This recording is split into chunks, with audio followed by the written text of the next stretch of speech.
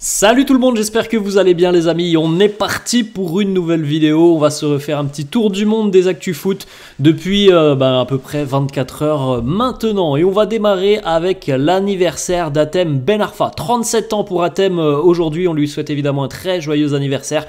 Un joueur qui avait un talent assez exceptionnel.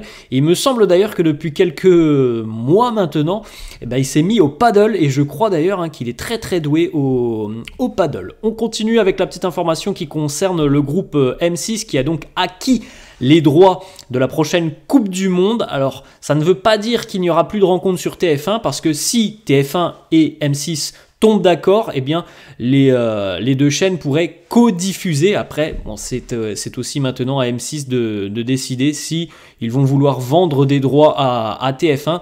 Mais on le rappelle, oui, c'est bel et bien M6 qui a acquis maintenant les droits de la prochaine Coupe du Monde et d'ailleurs des deux prochaines Coupes du Monde 2026 et 2030. On continue les amis avec une petite déclaration de Benjamin Henrich.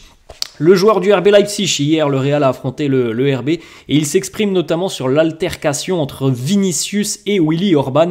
Henrich qui nous dit: je vais le dire ouvertement et honnêtement, si l'un de nos joueurs s'en prenait au cou d'un joueur du Real, il serait expulsé à 100%. On est tout à fait d'accord là-dessus. Je pense sincèrement que Vinicius méritait largement le rouge hier. Je pense aussi que David Massa, l'arbitre de cette rencontre, qui n'avait jamais arbitré le Real, a été, je pense, un petit peu trop timide dans le sens où il n'a pas osé tout simplement sortir un rouge contre le Real au Bernabéu.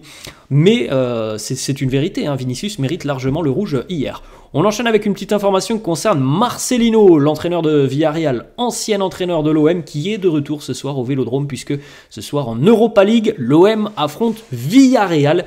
Et donc, il y a évidemment une atmosphère assez hostile au retour de Marcelino. Pour son retour d'ailleurs au Vélodrome, l'ancien entraîneur phocéen, qui n'est pas resté bien longtemps, sera escorté par quelques membres d'une compagnie de sécurité. Donc notamment lorsque Villarreal va quitter son hôtel pour rejoindre le Vélodrome. On poursuit avec une petite déclaration de Xavi Simons qui nous dit: soulever un jour la Ligue des Champions, c'est mon rêve. Il a fait beaucoup de mal hier au Real, Xavi Simons, et on rappelle qu'en fin de saison, on va suivre attentivement le dossier Xavi Simons parce qu'il y a la possibilité que le Paris Saint-Germain revienne donc dans ce dossier pour le faire revenir. Et quand on voit son éclosion du côté de la Bundesliga, on peut se dire évidemment que ça peut être une très très bonne idée pour le PSG de rapatrier un petit peu Xavi Simons. On enchaîne avec une déclaration d'Aurélien Tchouaméni. Il nous dit: la semaine dernière, on n'a pas été épargné par l'arbitrage. Peut-être qu'aujourd'hui on a eu de la chance, tant mieux pour nous. Alors le Real a été chanceux sur l'épisode du carton rouge, on l'a vu, pas carton rouge qui aurait dû être sorti contre Vini, et globalement chanceux parce que hier, s'il y a bien une équipe qui a dominé cette rencontre, c'est plutôt Leipzig, et ça avait été déjà un petit peu le cas au match aller. Autre déclaration d'Aurélien Tchouaméni qui nous parle donc de Kylian Mbappé. Il nous dit: je n'étais pas au courant de son départ, je faisais une sieste, je me suis réveillé, paf, Twitter, petit popcorn, maintenant je suis au courant mais je n'en sais pas plus, je vais demander au président s'il peut venir vous parler. On poursuit avec une petite information, vous le savez peut-être depuis hier, Carlo Ancelotti a été condamné à 5 ans de prison par la justice espagnole. Il nous dit: la prison, c'est une vieille histoire qui a commencé il y a 8 ans. Le bureau du procureur pense que j'étais un résident espagnol, je ne l'étais pas, j'ai déjà payé mon amende, je suis innocent. On continue avec l'altercation aussi, puisqu'il y en a eu pas mal lors de cette rencontre entre le Real et le RB, entre Dani Carvajal et Loïs Openda. Carvajal qui a poussé Openda dans les panneaux publicitaires juste derrière le but. Openda s'est relevé et a insulté tout simplement Carvajal. Mais c'est vrai que le geste de Dani Carvajal est tout de même très dangereux hier, et Openda aurait pu se faire vraiment très mal. On enchaîne avec une information qui concerne le Borussia Dortmund qui sera le deuxième représentant allemand avec le Bayern pour le nouveau format de la Coupe du Monde des clubs en 2025. Alors bon, on aura le temps d'en reparler, mais encore une fois, ce mondial des clubs va changer de format. C'est vrai que c'est une compétition qui n'était pas très intéressante. Je ne suis pas sûr que ça va plaire à tout le monde parce que ça va rajouter aussi des matchs au calendrier.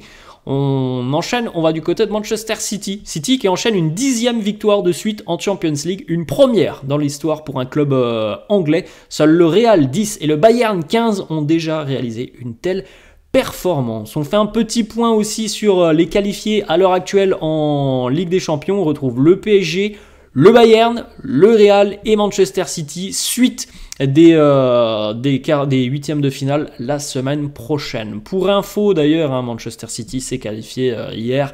Victoire assez tranquille pour les Citizens de nouveau face à Copenhague sur le même score qu'au match aller. City s'impose 3-1 hier face aux Danois. Manuel Akanji, Julian Alvarez et évidemment Erling Haaland, alors que c'est El Younousi qui avait marqué du côté de Copenhague. Le Real lui aussi est qualifié par un trou de souris, les merengues. Les merengues accrochés au Bernabeu, un partout par le RB Leipzig. Vinicius avait ouvert le score, Willy Orban a répondu. Le Real qualifié donc 2-1 à l'issue des 2 rencontres. On continue les amis et attention pour ceux qui parfois peuvent être gênés par certaines vidéos ou certaines photos, ne regardez pas cette image parce que c'est une image assez sensible. Voilà le doigt de Matheus Nunes hier, le joueur de Manchester City. Comme vous pouvez le constater, son doigt, son majeur, fait un angle droit. Alors on l'a vu ensuite, il a été strappé, il a été évidemment examiné par le banc de touche. Alors je ne sais pas trop de quoi il en advient de ce problème pour Matheus Nunes. Est-ce que c'est cassé? Est-ce qu'il y a une luxation? Bref, je ne suis pas trop médecin, mais je ne suis pas médecin du tout d'ailleurs, mais en tout cas voilà, l'image est assez parlante. On continue les amis avec les stats pour la première campagne de Ligue des Champions pour Jude Bellingham. 6 matchs avec le Real, 4 buts et 4 passes décisives. C'est quand même plutôt très bon ce que nous propose Bellingham depuis son arrivée. On va enchaîner les amis avec le carton jaune reçu par Vini sur Willy Orban. Donc comme on l'a dit tout à l'heure, il prend Willy Orban au niveau du cou, il le pousse par terre, c'est jaune foncé, c'est rouge. Franchement normalement c'est rouge. Voilà, l'arbitre, tant mieux pour le Real, n'a pas sorti de rouge et ça aurait certainement pu changer le cours de la seconde mi-temps. Une petite stat sur Erling Haaland qui a maintenant marqué autant de buts que Sergio Agüero dans sa carrière en Ligue des Champions. Ça, c'est une stat assez dingue. 41 buts déjà pour le géant norvégien. C'est la même chose que l'ensemble de la carrière de Agüero en LDC. On continue les amis, on va aller du côté justement du Vélodrome. On en a parlé un petit peu tout à l'heure. Marcelino de retour au Vélodrome, la petite photo avec l'un de ses adjoints. Ensuite, vous avez aussi les statistiques pour Julian Alvarez en LDC cette saison, des statistiques aussi très impressionnantes. 5 matchs, 5 buts, 2 passes décisives, l'araignée Julian Alvarez. On va les amis maintenant du côté du combat qui aura lieu ce soir entre Doumbé et Baki. Cédric Doumbé a annoncé que Kylian Mbappé allait venir, tout simplement. Et d'ailleurs que visiblement, d'après Cédric Doumbé, toute l'équipe du Paris Saint-Germain sera présente au combat ce soir. Mbappé, il va revenir car il était tellement choqué, il va prendre toute l'équipe et revenir. Donc on devrait avoir du beau monde, dans le public ce soir. On continue, petite photo, Anthony Joshua qui lui va combattre demain me semble-t-il face à Francis Ngannou, Cristiano, Tyson Fury et Francis Ngannou. Donc tout ce beau monde doit être réuni je pense en Arabie Saoudite. Et Joshua, comme vous pouvez le constater, c'est le boxeur qui est tout à gauche, le boxeur anglais qui devrait combattre le Camerounais Ngannou. Je crois que c'est demain. On poursuit une petite vidéo, Thibaut Courtois qui est de plus en plus proche d'un retour à la compétition avec le Real. Autre information qui nous arrive d'Espagne, et c'est assez surprenant, seulement 16 supporters de Villarreal feront le déplacement à Marseille ce soir, donc dans un parcage qui peut contenir 3000 supporters, on ne devrait en avoir que 16, pas beaucoup, 16 supporters, on verra s'il y en a vraiment 16 ce soir. On va du côté de Southampton en seconde division anglaise où un incendie s'est déclaré dans un bâtiment qui est situé juste à côté du St Mary's Stadium des Saints. Le match qui était prévu hier soir entre Southampton et Preston a été reporté. Petite stat qui concerne Kylian Mbappé, impliqué sur 72 buts en 69 matchs de Ligue des Champions. Pour sa prestation exceptionnelle face à la Real Sociedad notamment, il a obtenu la note de 100 sur 100 sur le jeu. Sorare. On a une petite information du côté des Lions de l'Atlas du Maroc. Brahim Diaz et Elias Benseghir sont attendus dans la prochaine liste de Walid Regragui. Une petite information aussi toujours assez marrante sur Mario Balotelli. Il y a eu déjà beaucoup d'histoires sur Balotelli à City. Je crois qu'il avait fait péter des feux d'artifice dans sa chambre. Bref, ça avait été n'importe quoi. Il y avait eu un incendie. Mario Balotelli fait péter des pétards dans le vestiaire de l'Adana Demirspor. Il a toujours des idées un peu loufoques, Mario Balotelli. On continue les amis, on va du côté du Bayern Munich avec la prolongation officielle de Mathys Tel. Il y avait des prétendants, notamment Manchester United, intéressés par Mathys Tel cet été. Il ne viendra pas. Mathys Tel a 18 ans, prolonge jusqu'en 2029. Il a quand même beaucoup marqué. Il n'est pas toujours titulaire, mais dès lors qu'on fait appel à lui, c'est un super sub assez incroyable. Il a des qualités exceptionnelles, Mathys Tel. Donc voilà, c'est quand même franchement un super coup du Bayern d'être allé le chercher il y a 2 ans ou 1 an et demi maintenant du côté de Rennes. On continue les amis, on a une déclaration de Yacine Adli qui s'exprime sur son ambition de jouer en sélection nationale. L'Algérie ou la France, il nous dit en tant que joueur, je veux jouer au plus haut niveau. Jouer avec la France est mon objectif. Comme on l'a dit hier, nous sommes à 100, donc maintenant 99 jours de l'euro. On a beaucoup de nations qui ont de légitimes ambitions sur cet euro. On continue avec une petite information. La France est presque assurée de finir 5e à l'indice UEFA à une condition près, si le PSV se fait éliminer de la Champions League par Dortmund la semaine prochaine.